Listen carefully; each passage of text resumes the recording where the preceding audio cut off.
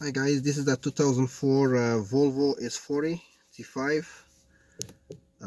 The time for regular maintenance. So how to reset it? We have to put the ignition switch to the first position.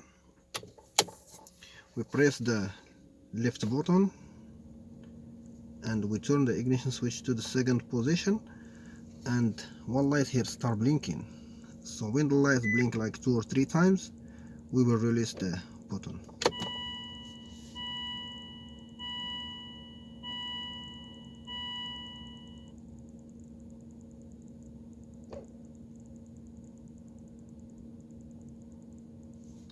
Okay, we'll repeat it again because I keep pressing that from before.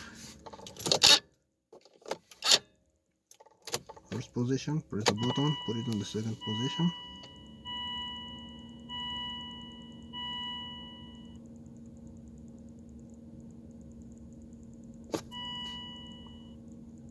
All set. Okay, let's put ignition switch off.